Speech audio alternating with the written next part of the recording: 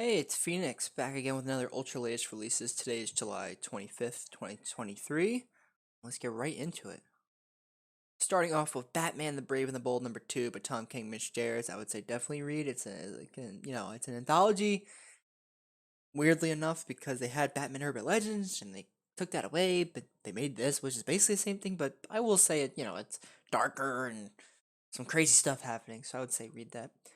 Superman versus Meshi #2. Um, Satoshi Miyagawa and Kia Kitago. Hopefully I said that right.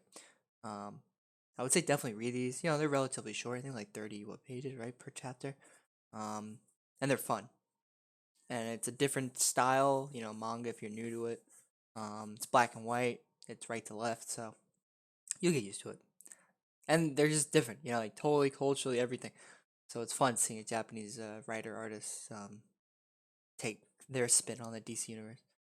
Green Arrow #3, Joshua Williamson, Sean Izaakse. Say that horribly wrong every time. I would say definitely read this too. I'm not sure if it's ongoing. It might be still 12 or 6 whatever issues. But even if you're not the biggest Green Arrow fan, I mean, this even though it's set rooted in deep Green Arrow lore, technically, uh, a lot of it has to deal with a lot of current stuff, what's happening in Green Arrow. So it's pretty fun though. It's like another world type of thing, and also on Earth. City Boy #2, great pack. Uh, I would say definitely read this if you like the first issue, which I definitely like the first issue. Ended on not cliffhanger necessarily, but it had like a you know interesting villain pop up. And these new um uh books, the three of them, I showed one last week. They're pretty good. Let's see here.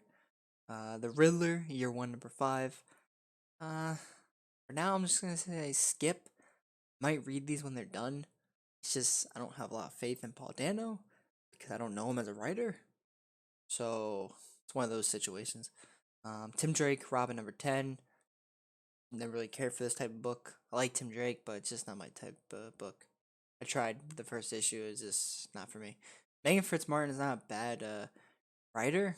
I like other stuff she did, but just Tim Drake has been going through hell. Um, Let me see here. DC Ruby #5. I have not read anything Ruby related or watched, so it's just not gotten into it. But if you let me know in the comments if you're a Ruby fan, let me know if it's actually really good. I might try reading it, except it won't make any sense to me probably. So you never know. Action Comics 1056. Um, Lee Weeks. See the backup. Dan Jurgens, yeah, pencils. He's the main.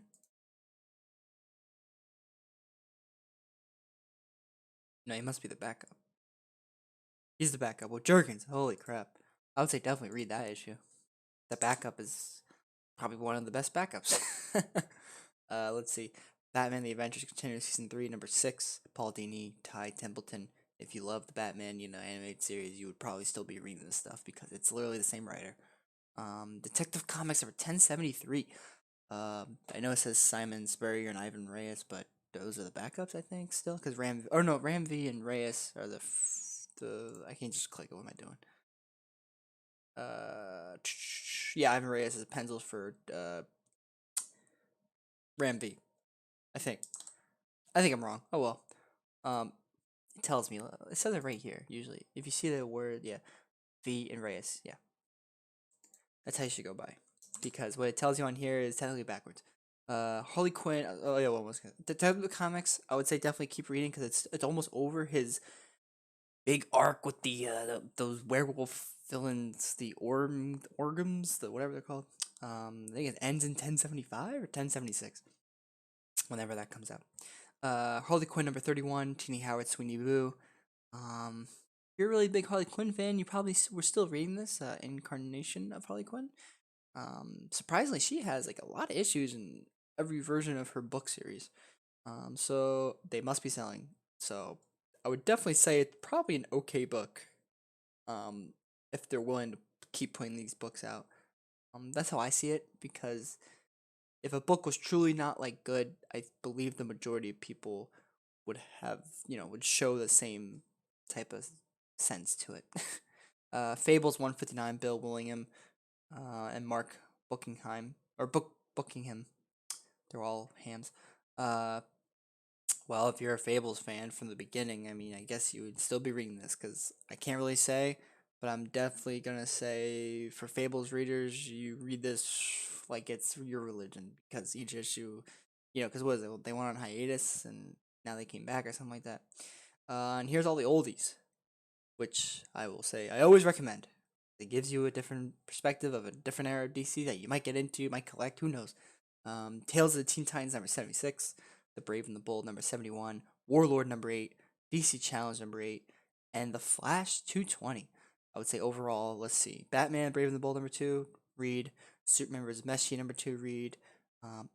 Honestly, this whole first row, read. The second row, read Action Comics. The third row, I would say Batman, The Avengers Continue, Detective Comics, and if you're a Fables fan, read that. And then the bottom, if you want to be specific, I don't know, Tales of the Teen Titans, definitely. Honestly, I say all of them, but if you want to just say pick one, like Warlord, keep reading those. Those are awesome. I might make a video one day about it once I keep reading them, because after all, I think Warlord is part of that World movie, that Justice League movie coming out for that Tomorrowverse. I heard it's okay, but the character's in there, so if you want to know more, here's his beginnings from the 70s.